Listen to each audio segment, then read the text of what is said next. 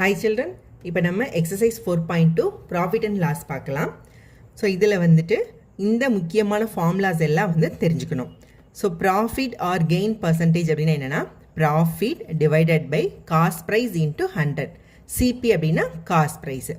இப்போ இந்த ப்ராஃபிட் வந்து எப்படி வந்துச்சுன்னு பார்த்தீங்கன்னா ஒரு பொருளோட காஸ்ட் ப்ரைஸ் வந்து 100ன்னு வச்சுக்கலாம், செல்லிங் ப்ரைஸ் 150. அப்போ ப்ராஃபிட்ன்றது என்னது? Selling price minus cost price. வாங்கின விலை 100, விற்ற விலை 150 ரூபா. அப்போ நம்மளுக்கு எவ்வளோ ப்ராஃபிட்? 50 ரூபா வந்து நம்மளுக்கு ப்ராஃபிட். ஸோ அந்த ப்ராஃபிட் டிவைட் பை வாங்கின விலை எவ்வளோ? 100. நம்ம இங்கே பர்சன்டேஜாக என்ன பண்ணுவோம்? 100ஆல் மல்டிப்ளை பண்ணுவோமா? ஸோ இப்போ இப்படி பார்த்தீங்கன்னா ப்ராஃபிட் வந்து இப்போ 50 ரூபா, காஸ்ட் ப்ரைஸ் எவ்வளோ? 100. So into 100%. ஸோ அப்போ இதே டிவைட் பண்ணால் நம்மளுக்கு என்ன வரும்? 50%. ஸோ ப்ராஃபிட் பர்சன்டேஜ் வந்து என்னது? Profit divide by cost price into 100%. அதே மாதிரி லாஸ் பர்சன்டேஜ், இங்கே ப்ராஃபிட் இருந்தனால ப்ராஃபிட் போட்டோம், அப்போ லாஸ் இருந்துச்சுன்னா loss divide by cost price. So நம்ம எல்லாத்தையுமே எதுக்கு சொல்கிறோம்? காஸ்ட் ப்ரைஸுக்கு தான். நம்ம வாங்கின விலைக்கு தான் எவ்வளோ விற்றுருக்கோம், வாங்கின விலைக்கு நம்மளுக்கு லாபமா இல்லை நஷ்டமா அப்படின்னு பார்க்குறோம். ஸோ லாஸாக இருக்கட்டும் ப்ராஃபிட்டாக இருக்கட்டும், எதை பேஸ் பண்ணி சொல்லுவோம்? நம்ம காஸ்ட் ப்ரைஸை வச்சு தான் நம்ம ஒரு பொருளோட லாபத்தையும் நஷ்டத்தையும் வந்து ப்ராஃபிட்டையும் லாஸையும் வந்து நம்ம சொல்லுவோம்.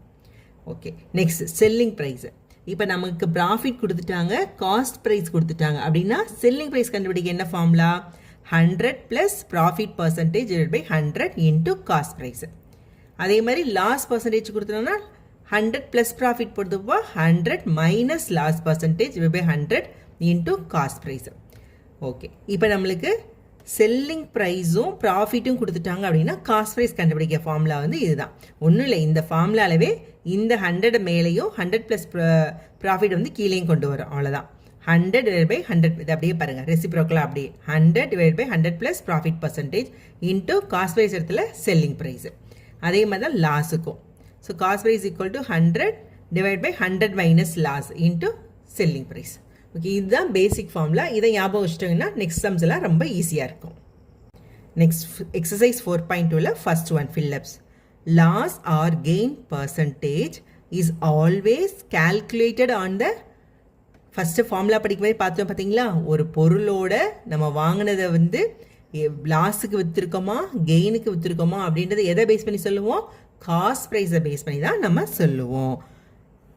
ஸோ இந்த ஆன்சர் வந்து என்னென்னா காஸ்ட் ப்ரைஸ்.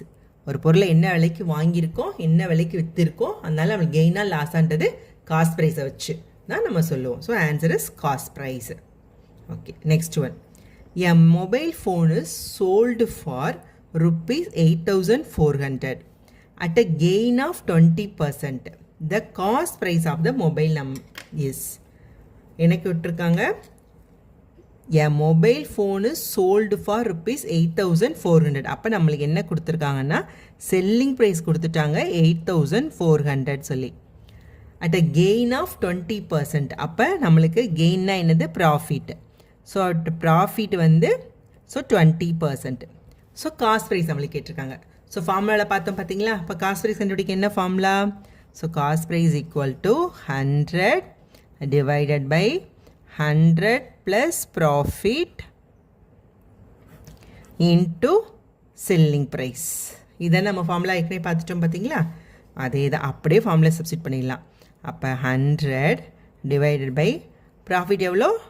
20. அப்போ 100 plus 20 120 into selling price 8,400. So ஒரு ஜீரோ டிவைட் பண்ணிடலாம்.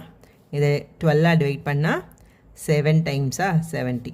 So 7,000 rupees. ஸோ என்னது? மொபைல் ஃபோனுடைய காஸ்ட் ப்ரைஸ் வந்து எவ்வளோ? 7,000. ஸோ இந்த இடத்துல வர வேண்டிய answer 7,000 rupees. So ₹7,000. Next third one. An article is sold for ₹555 at a loss of 7.1/2%. the cost price of the article is. போன கொஸ்டின் என்ன கொடுத்து ரெண்டும் ஒரே தான். போனது வந்து ப்ராஃபிட், இது வந்து லாஸ். ஸோ செல்லிங் ப்ரைஸ் கொடுத்துட்டாங்க. ஸோ செல்லிங் ப்ரைஸ் என்ன கொடுத்துருக்காங்க? 555. அடுத்து என்ன கொடுத்துருக்காங்க? லாஸ் பர்சன்டேஜ் வந்து 7.1/2னா 7.5%. ஓகேவா? So cost price of the article அதே தான். ஸோ போன சம் மாதிரியே தான். So cost price equal to லாஸ்னா என்னது? 100 divide by 100 minus loss percentage into selling price. ஓகேவா? So 100 divided by 100 minus 7.5 into selling price 555. 100 minus 7.5 என்ன வரும் உங்களுக்கு? 100 divided by 92.5 வருமா? So into 555. Okay. So இதை டிவைட் பண்ணலாம். 5 ஆல் டிவைட் பண்ணால் 111. ஸோ இதை 5 ஆல் டிவைட் பண்ணால் 1 டைம் பேலன்ஸ் ஃபார் 42 8. இது ஒரு 5. ஓகேவா? அடுத்து இது ரெண்டையும் டிவைட் பண்ணிடலாமா? ஸோ இதை வந்து 5 ஆல் டிவைட் பண்ணால் 20. இதை 5 ஆல் டிவைட் பண்ணால் 3 டைம்ஸ் பேலன்ஸ் வந்து 35. அப்போ 3.7. ஸோ இதை மல்டிப்ளை பண்ணிடலாம். So 2220 divided by 3.7.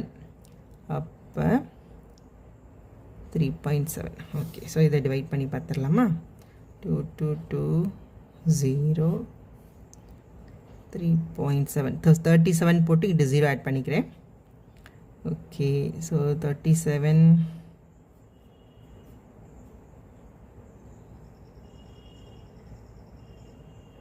into 6. 42 balance 4 1822. So 6 times கரெக்டாக வருது. 0. ஓகே. அப்போ இந்த 2 0 இருக்கனால 2 0. அப்போ இது வந்து 600 rupees. So cost price of the article வந்து எவ்வளோ? rupees 600. ஓகேவா? ஸோ ஒரு பொருளை 600 ருபீஸ்க்கு வாங்கிட்டு 7.5% லாஸில் விற்றனால அவர் எவ்வளோக்கு விற்றுருக்காரு? 555க்கு தான் விற்றுருக்காரு. Next one, a mixer grinder marked at rupees 4500 is sold for rupees 4140 after discount. The rate of discount என்னன்னு டிஸ்கவுண்ட் இஸ் எவ்வளோ அப்படின்னு கேட்குறாங்க. அதாவது என்ன கொடுத்துருக்காங்கன்னா, ஒரு பொருளோட மார்க்டு ப்ரைஸ் வந்து இவ்வளோ விலைக்கு விற்கலாம் அப்படின்னு மார்க் பண்ணி வச்சுருக்காங்க 4500க்கு. அதுக்கப்புறம் என்ன பண்ணாங்கன்னா ஒரு டிஸ்கவுண்ட் கொடுத்துட்டு 4140க்கு விற்றுருக்காங்க. அப்போனா எவ்வளோ பர்சன்டேஜ் டிஸ்கவுண்ட் கொடுத்துருக்காங்கன்னு கேட்குறாங்க. ஸோ நம்ம டிஸ்கவுண்ட்னா நம்மளுக்கு என்ன ஞாபகத்துக்கு வரும்? இந்த ஆடி தள்ளுபடியில் 10% டிஸ்கவுண்ட், 25% டிஸ்கவுண்ட், 30% டிஸ்கவுண்ட். அப்புறம் நம்மளுக்கு அமேசானில் சேல் பண்ணுறோம் ஆஃபரில் அப்படின்னு சொல்லி 50% ஆஃபர், 80% ஆஃபர் கொடுக்குறாங்க, டிஸ்கவுண்ட் கொடுக்குறாங்க பார்த்தீங்களா? ஸோ அதுதான் வந்து டிஸ்கவுண்ட் பர்சன்டேஜ். இப்போ இந்த இதுக்கு எவ்வளோ டிஸ்கவுண்ட் கொடுத்துருக்காங்கன்னு கேட்டிருக்காங்க. இப்போ இது எப்படி கண்டுபிடிக்கலாம்னா, அந்த மார்டு ப்ரைஸில் இருந்து எவ்வளோக்கு விற்று செல்லிங் ப்ரைஸை நம்ம மைனஸ் பண்ணிட்டோம் அப்படின்னா நம்மளுக்கு வந்துட்டு ஒரு அமௌண்ட் கிடைக்குமா? அந்த அமௌண்ட்டை இந்த மார்டு ப்ரைஸை டிவைட் பண்ணோம் அப்படின்னா நம்மளுக்கு பர்சன்டேஜ் கிடச்சிரும். ஸோ இது எப்படி பண்ணலாம்? ஸோ எவ்வளோ மார்க்டு ப்ரைஸ் எம்பின்னு எழுதுகிறேன். இந்த மார்க்டு ப்ரைஸ் அப்படின்றது 4500. ஓகேவா? அடுத்து செல்லிங் ப்ரைஸ் வந்து எவ்வளோ? 4140. ஸோ இதில் வந்திருக்க டிஸ்கவுண்ட் இது ரெண்டையும் மைனஸ் பண்ணால் கிடைக்கிறது தான் டிஸ்கவுண்ட். ஸோ எவ்வளோ டிஸ்கவுண்ட் கொடுத்துருக்காங்க? 0. இங்கே 10னா 6, 4னா வந்து 3. அப்போ 360 ருபீஸ் வந்து நம்மளுக்கு டிஸ்கவுண்ட்டாக கொடுத்துருக்காங்க. எதுக்கு? 4500க்கு.